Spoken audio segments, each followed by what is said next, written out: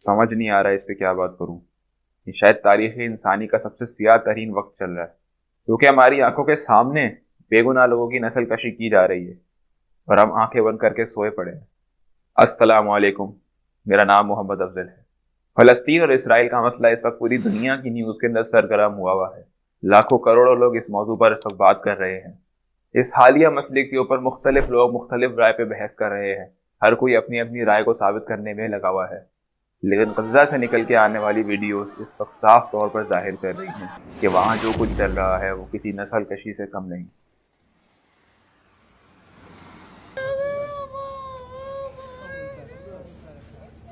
इस मसले की तारीख तो बहुत लंबी है, लेकिन इस वक्त सरगर्मी की वजह 7 अक्टूबर के वाक़यात है। 7 अक्टूबर को गज़ा में हुकूमत कायम करदा जमात हमास के मुसल्लह अफराद गज़ा और इसराइल की फेंस को तोड़कर पार कर जाते हैं और इसराइल के जुनूबी इलाकों के अंदर हमला कर देते हैं। इस हमले के नतीजे में 1400 इसराइली शहरी मारे जाते हैं, जबकि कई सारे इसराइली शहरियों को अगवा कर लिया जाता है। लेकिन हैरत अंगेज तौर पर इसराइल ने इस हमले का जवाब कई घंटों तक नहीं दिया। कुछ रिपोर्ट्स के मुताबिक कई घंटों तक इसराइली इंटेलिजेंस को इस हमले की खबर नहीं मिली थी, जो कि काफ़ी हैरत अंगेज बात है। लेकिन जब इसराइल ने इसके ऊपर रद्द अमल दिया तो उन्होंने गज़ा के सिविलियन इलाकों पे, यानी कि शहरी इलाकों के ऊपर हवाई बमबारी करनी शुरू कर दी।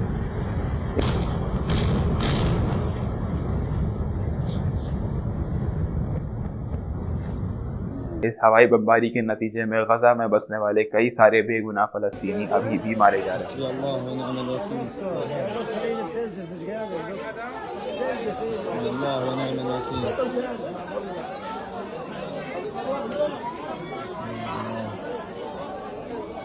और आलमी ताकतें इस वक्त खामोश हैं। इस कत्लेआम के शुरू होने की कुछ देर बाद ही इसराइल के सबसे करीबी साथी यानी कि अमेरिका, फ्रांस, यूके, जर्मनी जैसे ममालिक फौरन मीडिया के सामने इसराइल की हिमायत करने के लिए आ जाते हैं और इसराइल के लिए माली इमदाद भी करना शुरू कर देते हैं। अमेरिका तो अपनी फौजी ताकतें भी इसराइल की तरफ भेज रहा है। कई रिपोर्ट्स के मुताबिक कई बिलियंस ऑफ डॉलर्स की एड इसराइल की तरफ भेज दी गई है और साथ ही एक वॉरशिप भी भेज दी गई है कि जिसके जरिए से इसराइल जंग के लिए तैयार हो जाए। इसराइल के इन साथियों ने इसराइल के डिफेंस कुछ इस तरीके से किया। Israel has the right to defend itself and its people. Full stop. As we stand steadfast with Israel, including its right to self-defense. Israel has the right under international law to defend its citizens. Israel has a right to defend itself, यानी कि Israel को अपना दिफा करने का पूरा इख्तियार हासिल है। लेकिन क्या दिफा करने का मतलब ये होता है कि आप बेगुनाह शहरियों को मारना शुरू कर दें, बूढ़ों को, औरतों को और बच्चों को मारना शुरू कर दें, खुलेआम बमबारी करना शुरू कर दें, एक नस्ल कशी करना शुरू कर दें? 7 अक्टूबर के उस वाक़े से लेकर अब तक कई सारे बेगुनाह फ़लस्तीनी मारे जा चुके हैं। इस वीडियो को रिकॉर्ड करने के टाइम जो आखिरी रिपोर्ट्स मैंने चेक करी थी, उसके अंदर ये तादाद 9,500 से भी ज़्यादा तजावुज़ कर चुकी है, जिसके अलावा 20,000 से ज़्यादा बेगुनाह शहरी बहुत बुरी तरीके से ज़ख्मी हो चुके हैं।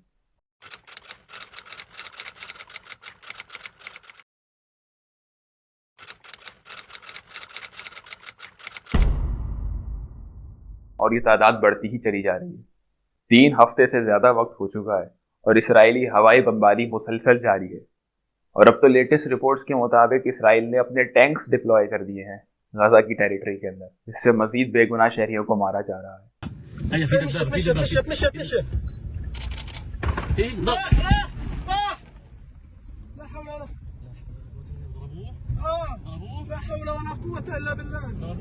इन 9,500 से ज्यादा मारे जाने वाले शहरियों के अंदर 60% से ज्यादा औरतें और बच्चे हैं। जरा सोचिए, औरतें और बच्चे। और ये तो तादाद उन शहरियों की है कि जिनकी लाशों को शनाख्त कर लिया गया है।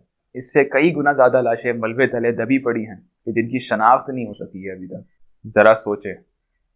अब मीडिया इसको किसी भी तरीके से पोर्ट्रे करे, लेकिन वहां से निकल के आने वाले मनाज़िर इस बात को बिल्कुल साफ तौर पर जाहिर कर रहे हैं कि जो कुछ वहां चल रहा है उसको नस्ल कशी के अलावा और कोई नाम दिया ही नहीं जा सकता। हवाई बमबारी के अलावा इसराइल ने गज़ा की तरफ जाने वाली बिजली, पानी और गैस की सप्लाई भी बंद कर दी है। यानी कि ना तो वहाँ बिजली है, ना वहाँ पानी है और ना ही फ्यूल है। यानी कि आबादी को एक तरीके से मारा ही तो जा रहा है। इसके अलावा रेफ्यूजी कैंप्स और हॉस्पिटल्स के ऊपर भी बॉम्ब गिराए जा रहे हैं।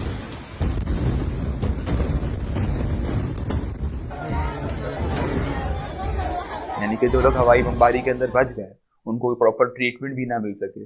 ہسپتال کے اندر جو زخمی حالت کے اندر لوگ پہنچ رہے ہیں ان کو ٹریٹ کرنے کے لیے ہسپتال کے پاس نہ تو جگہ ہے اور نہ ہی ان کو وقت دیا جا رہا ہے، کیونکہ اسرائیلی آفیشلز غزہ کے ہسپتالوں کی طرف دھمکیاں آمیز کالز کر کے ان سے کہہ رہے ہیں کہ ہسپتال خالی کر دیجیے، کیونکہ ہسپتال ان کے بمباری کے ہدف کے اندر شامل ہے۔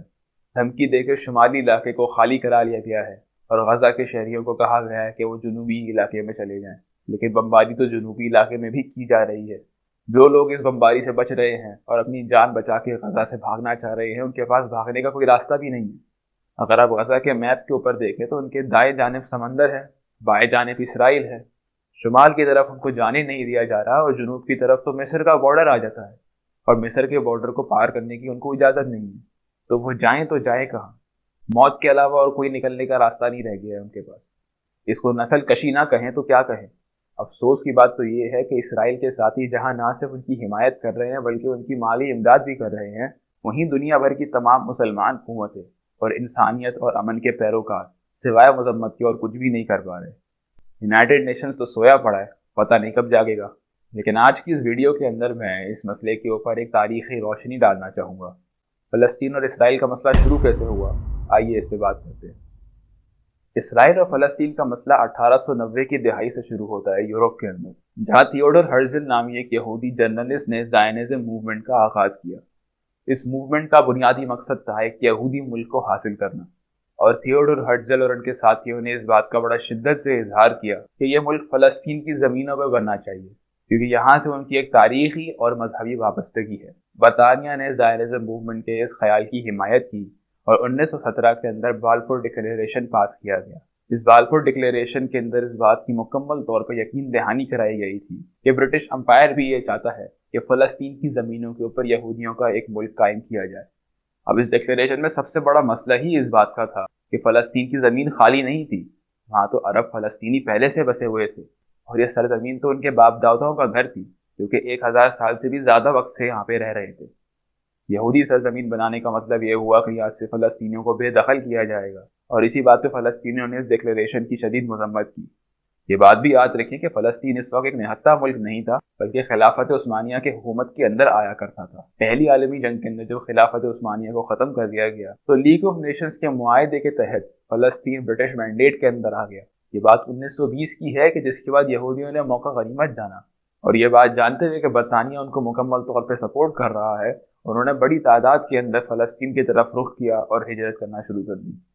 یہ یہودی دنیا کے مختلف علاقوں سے آ رہے تھے، لیکن ان میں سب سے بڑی تعداد ان یہودیوں کی تھی کہ جو یورپ میں بسا کرتے تھے۔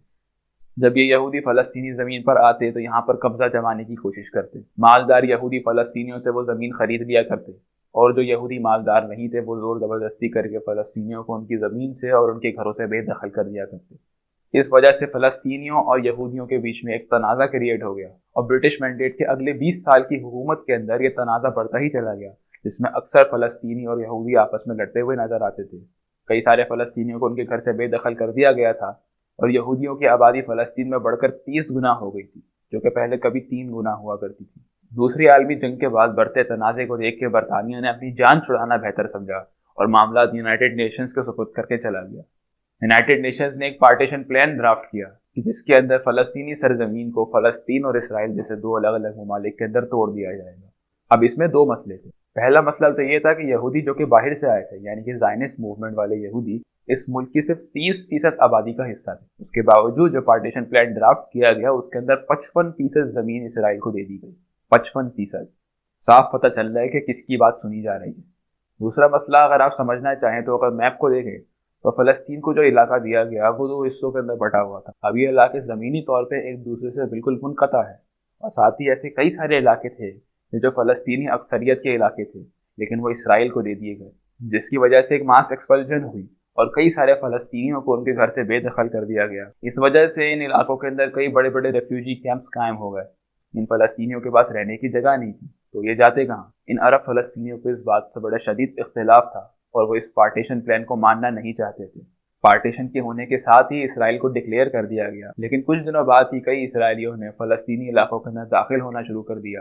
وہاں کے گاؤں دیہاتوں کے فلسطینیوں کو مارا گیا، ان کا قتل عام کیا گیا، اور جو باقی فلسطینی بچ گئے تھے ان کو اس بات کی دھمکی دی گئی کہ اپنے علاقے خالی کر دو ورنہ تمہیں بھی قتل کر called for دیں the گے. destruction of Arab villages by setting fire to, blowing up, and planting mines, especially those population centers which were difficult to control.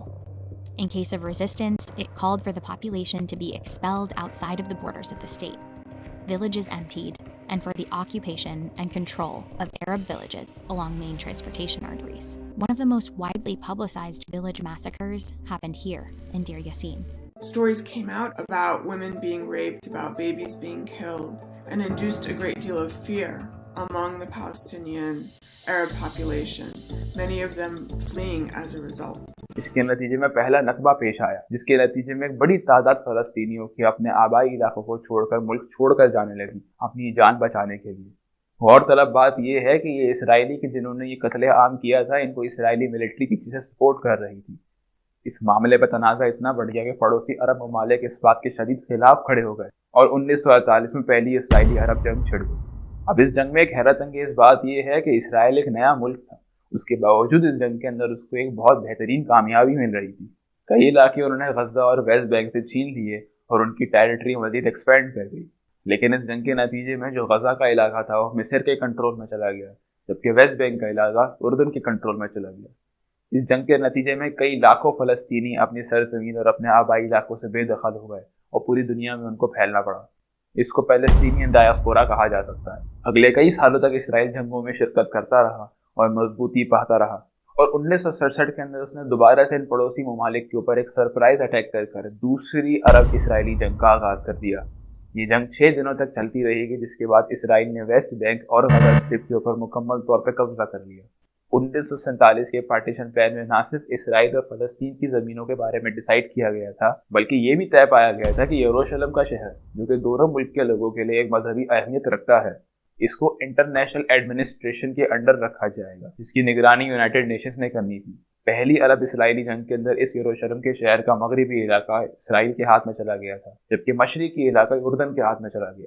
اس دوسری عرب اسرائیلی جنگ کے بعد یروشلم کا مکمل علاقہ اسرائیل کے ہاتھ میں چلا گیا جس نے اس پر قبضہ کرنے کے بعد نہ صرف فلسطینیوں کو وہاں سے بے دخل کرنا شروع کر دیا بلکہ یروشلم کو اسرائیل کا دارالخلافہ بنا دیا. تب سے لے کے آج تک غزہ کے علاقے اور ویسٹ بینک کے اندر اسرائیل کا ایک بہت بھاری کنٹرول ہے جس کے نتیجے میں وہ فلسطینیوں کے اوپر ظلم کرتا رہتا ہے. اس کنٹرول کا فائدہ اٹھاتے ہوئے اسرائیل کے کئی سارے شہری فینسز کو توڑ کر باہر آنے لگے اور فلسطینی علاقوں کے اندر اپنی سیٹلمنٹس بنانے لگے، یعنی کہ وہاں کے گھروں پہ قبضہ کرنے لگے، وہاں پر رہنے لگے. اور اس کے باوجود کہ یہ تمام کرتوت بین الاقوامی قوانین کے بالکل خلاف تھے، یونائٹڈ نیشنز اس بات میں سوائے مذمت کے اور کچھ نہیں کر سکا اور اسرائیل کو اس کے ساتھیوں سے اس بات پہ مکمل طور پر سپورٹ ملتی رہی اور یوں اپنی سیٹلمنٹس بڑھاتے چلے گئے، فلسطین کے علاقوں پہ قبضہ کرتے چلے گئے اور فلسطین کا علاقہ میپ پر سکڑتا ہی چلا گیا. اب کے موجودہ حالات کے اندر فلسطینی اس بات سے مکمل طور پر سفر کر رہے ہیں. اسرائیل نے فلسطین کے کئی سارے علاقوں کے اندر قبضہ کر رکھا ہے اور ان قبضہ کردہ علاقوں کے اوپر فینسز لگا دی گئی ہیں، یعنی کہ ان فینسز کو پار نہیں کیا جا سکتا. اندر ایک ویل فلرش شہر بنا دیا گیا ہے اسرائیلی قبضہ مافیا کے لیے، اور جبکہ فینس کے اس پار دیکھا جائے تو فلسطینی علاقوں کو مکمل طور پر تباہ حال کر دیا گیا ہے. غزہ یا ویسٹ بینک کی طرف دیکھیں تو وہاں پر بجلی، پانی اور گیس کا کنٹرول مکمل طور پر اسرائیل کے ہاتھ میں ہے اور وہ جب چاہتا ہے اس سپلائی کو اپنی مرضی سے بند کر دیتا ہے. فلسطینیوں کو مکمل طور پہ قید کیسے ماحول میں رکھا جاتا ہے جہاں پہ مسلح افراد ان کی گرد پہرا دے رہے ہوتے ہیں اور اکثر بے گناہ فلسطینیوں کو کسی وجہ کے بغیر قتل کر دیا جاتا ہے. اسرائیل کی اس بربریت والی حاکمیت کے بعد ایک بڑے لمیٹڈ کنٹرول کے ساتھ فلسطینیوں کو وہاں حکومت کرنے کی اجازت ہے اور اس طرح ویسٹ بینک کے اندر پیلسٹینین اتھارٹی کی اس وقت حکومت قائم ہے جبکہ غزہ کے اندر حماس کی حکومت قائم ہے. حماس کا لفظ آپ نے نیوز میں آج کل بہت سنا ہوگا. Hamas. I mean, it's Hamas that is taking contemporary to crush Hamas will continue. Hamas isn't capable of stopping the IDF. No longer under the control of Hamas. At war with Hamas. The Hamas terrorist invasion. In this particular case, you have Hamas تو terrorists. تھوڑا سا Hamas کے اوپر بھی بات کرتے ہیں. 1987 کے پہلے انتفاضہ کے بعد حماس کی آرگنائزیشن وجود میں آتی ہے جس کے مقاصد میں ایک اہم مقصد شامل ہے اسرائیل کے اسٹیٹ کو مکمل طور پر ختم کر دینا. 1993 میں امریکہ نے اوسلو اکارڈز کا انتظام کیا جس کے نتیجے میں اسرائیل اور فلسطین کے بیچ میں ایک امن کا معاہدہ طے پانے والا تھا. فلسطین کی نمائندگی اس وقت پیلسٹینین لبریشن آرگنائزیشن یعنی کہ PLO کر رہی تھی جو کہ اس اوسلو اکارڈز کو سائن کرنے والی تھی. اس اوسلو اکارڈز کے اندر مختلف چیزیں طے پائی جانے والی تھیں. اس میں اسرائیل کے حوالے سے بھی چند باتیں تھیں اور فلسطین کے حوالے سے بھی چند باتیں تھیں. اس کی کئی شکل میں ایک شکل یہ بھی تھی کہ فلسطین کو اسرائیل کو تسلیم کرنا ہوگا اور بدلے میں اس کو اقوام متحدہ کے اندر ریکگنیشن ملے گی. لیکن اوسلو اکارڈز کے سائن ہونے سے پہلے حماس نے اس چیز کی شدید مخالفت کر دی اور انہوں نے اس بات کو صاف ظاہر کر دیا کہ وہ اسرائیل کو کسی بھی صورت میں تسلیم کرنے کو تیار نہیں ہے. اس کے بعد سے لے کے آج تک 30 سالوں کے اندر اسرائیل اور فلسطین کے بیچ میں تنازع بڑھتا ہی چلا گیا، جس میں اسرائیلی ملٹری اور حماس کے بیچ میں مسلسل مقابلے ہوتے رہے. انہی واقعات کے دوران حماس نے شہرت حاصل کر لی اور 2007 میں غزہ کے اندر حکومت قائم کر لی. لیکن کیا آپ جانتے ہیں کہ حماس کو بنانے میں اسرائیل کا بھی ہاتھ تھا؟ بات سننے میں ذرا عجیب سی لگتی ہے، لیکن اس بات پر ذرا غور کرنا بنتا ہے. فلسطینین لیبریشن آرگنائزیشن کی جس نے ویسٹ بینک میں طاقت اختیار کر لی تھی، اس نے اس کانفلکٹ کی طرف ایک بہت سیکولر قسم کی اپروچ لگائی. اسرائیل کے ساتھ بہتر تعلق قائم کر کے 2 اسٹیٹ سولوشن کی طرف بڑھنے کی کوشش کری تاکہ فلسطینیوں اور اسرائیل کے بیچ میں یہ لڑائی ختم ہو سکے. کئی معروف تھیوریز کے مطابق اسرائیل ان کی اس مقبولیت سے خوش نہیں تھا اور وہ چاہ رہا تھا کہ فلسطین کی پولیٹکس میں کچھ ڈسرپشن پیدا ہو. اس لیے ایک لبرل آرگنائزیشن کی مخالفت کرنے کے لیے انہوں نے ایک ایکسٹریمسٹ آرگنائزیشن کو کھڑا کرنے میں مدد کی. اس سے فلسطین کے حالات تو ڈسٹرب ہو گئے، یعنی کہ ان کا مقصد ان کو حاصل ہو گیا، لیکن یہ اسٹریٹجی انہی کے اوپر بیک فائر بھی کر گئی جب یہی حماس کی آرگنائزیشن جو ایک وقت اسرائیل سے مدد لے رہی تھی وہ اسرائیل کے ہی خلاف کھڑی ہو گئی اور اسرائیل کے اوپر ہی حملہ کرنا شروع کر دیا. حماس کو بنانے میں اسرائیل کا ہاتھ تھا، اس بات کا انکشاف کرنے میں بریگیڈیئر جنرل یٹزاک سیگیو بھی شامل ہے، جو کہ 1980 کی دہائی کے اندر غزہ کے اندر اسرائیلی ملٹری گورنر کے طور پہ ایکٹ کر رہا تھا. اس کام کے پیچھے انٹینٹ ڈیوائڈ اینڈ رول کی ہی نظر آتی ہے، یعنی کہ اسرائیل نہیں چاہتا کہ فلسطین ان کے قید سے آزاد ہو سکے اور اپنے کنٹرول کو جمائے رکھنے کے لیے انہوں نے یہ کام کیا. ورنہ یہ سوال تو بنتا ہی ہے کہ اپنے دشمنوں کو کریٹ کرنے میں مدد کرنے کا کیا مقصد ہو سکتا ہے؟ آپ کیا حاصل کرنا چاہ رہے تھے؟ Food for thought, right? اب اسرائیل کے بننے کے اوپر لوگوں کو ایک اختلاف تھا. اس اختلاف کے اوپر بھی ایک روشنی ڈالنے کے لیے میں ہسٹری میں مزید ریوائنڈ کر کے آپ کو پیچھے لے جانا چاہوں گا. آج سے قریباً 2000 سال پہلے اس فلسطینی سرزمین کے اوپر یہودی بسا کرتے تھے. یہ یہودی کنگڈم آف اسرائیل اور کنگڈم آف جوڈا کی پیداوار تھے.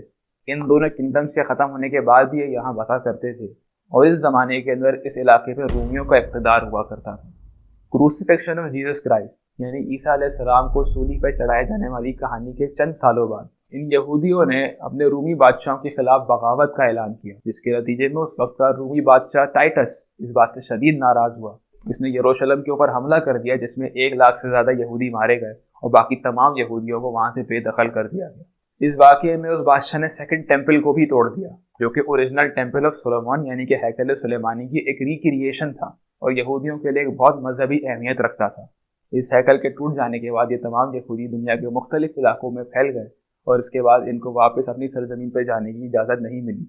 اس کو تاریخ میں جوئس ڈائسپورا کے نام سے جانا جاتا ہے. اس کے بعد یہودیوں کی ایک 2000 سالہ تاریخ ہے جس کے اوپر ہم کسی فیوچر ویڈیو کے اندر بات کر سکتے ہیں، لیکن اگر مختصراً بیان کیا جائے تو اگلی کئی صدیوں کے اندر یہ یہودی دنیا کے مختلف علاقوں کے اندر پھیل گئے. مختلف حکومتوں کے ماتحت ان کو رہنا پڑا اور اسی میں دنیا کے کئی علاقوں کے اندر ان کو مارا بھی گیا، ان کے ساتھ قتل عام بھی کیا گیا اور ان کو بے دخل بھی کیا گیا مختلف وجوہات کے تحت. وقت گزرنے کے ساتھ ساتھ 17ویں اور 18ویں صدی کے اندر یہودیوں کو پرومیننس ملنی شروع ہوئی. آہستہ آہستہ کر کے وہ یورپ کے معاشرے کا ایک حصہ بننا شروع ہو گئے.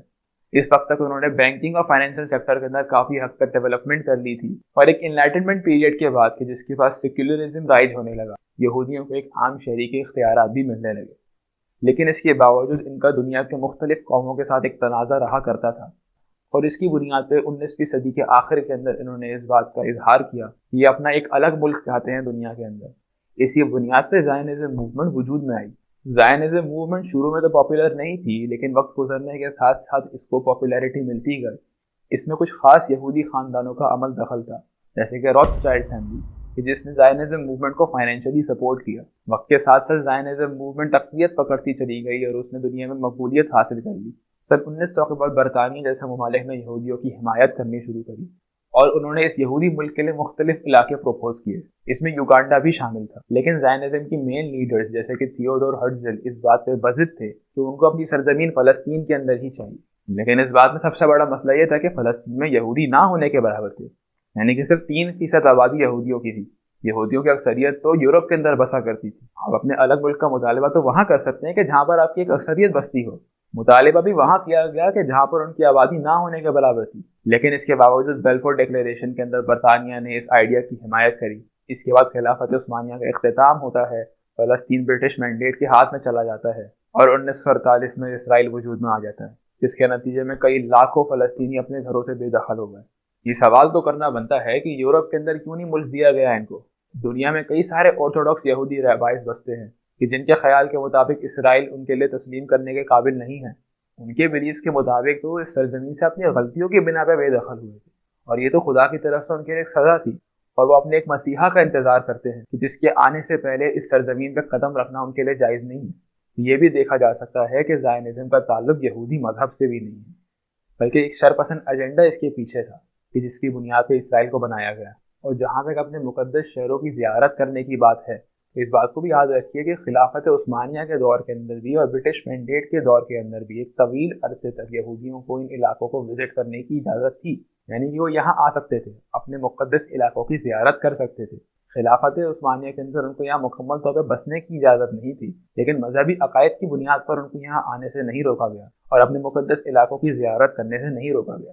برٹش مینڈیٹ کے دور میں زبردستی ہی صحیح، لیکن 30% آبادی یہودیوں کی آ کے فلسطین میں بس ہی گئی تھی۔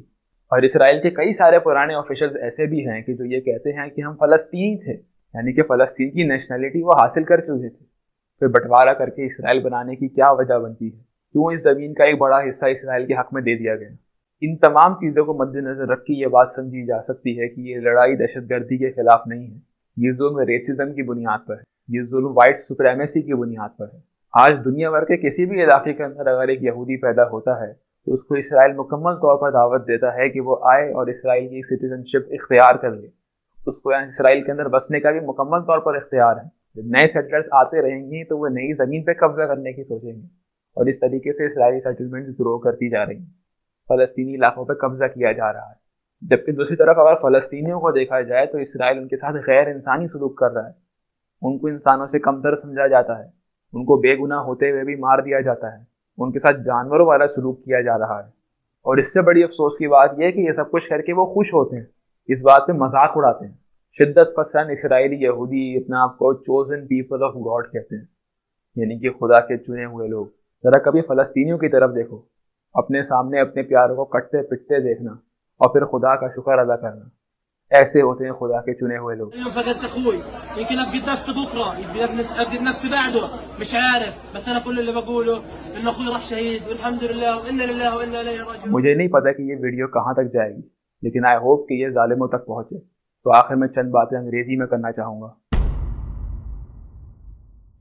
To all the officials of Israel and their supporters, I want to ask you a very simple question. You say that Hamas is hiding within the civilians of Gaza, using them as human shields, whatever that means. But let's say if Hamas was hiding in Israel, terrorizing Israeli citizens, using them as human shields, and you had to get rid of Hamas, would you use the same methods? Would you do the same? Ask yourself this question and then think about the answer. Is this war really against terror? Is this war really against Hamas? Or do you really intend to do genocide? If you have answer to my question, I'm waiting for your answer.